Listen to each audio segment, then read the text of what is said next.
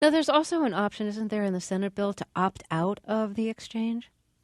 There is some kind of opt out, and I'll be honest, this is not something I've looked into that closely because I don't think it's going to end up in the bill. But basically, this I believe was part of the Ben Nelson compromise. Basically, where a state could opt out of the exchanges. I find it hard to believe a state would actually do that. If you think about the history of these sorts of things, Medicaid was set up as and remains an optional program for states. States can opt out of Medicaid if they want to. They don't because there's a lot of federal money they are entitled to if they participate in Medicaid. In addition to that, it helps them cover poor people in their state. And if they don't get that money from Medicaid, they're going to be totally responsible for this on their own. I can't possibly imagine a state opting out of an insurance exchange given it's a good deal for the states. And I know a lot of states are nervous about what's going to happen with this, but at the end of the day, I just don't see it happening.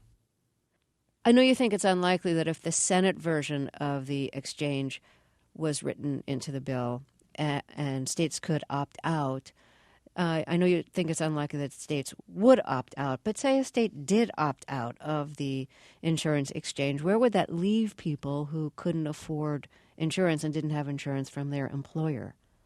Well, I mean, the exchange is the heart of healthcare reform. If you have no health insurance exchange, you are basically saying to the self-employed, to small businesses, and to many of the uninsured, guess what? Nothing's going to change for you. You are in the same wilderness you are now.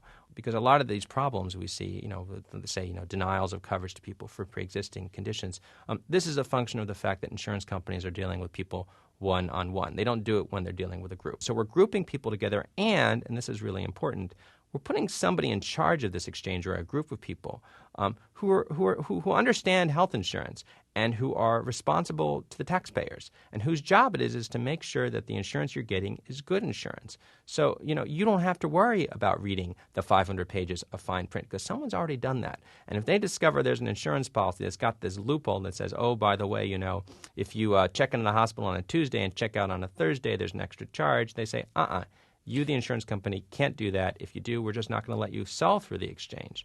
And so it's kind of like having, your own advocate there buying insurance for you, and that's a huge change. So to opt out of the exchange would be to basically give up on all of that.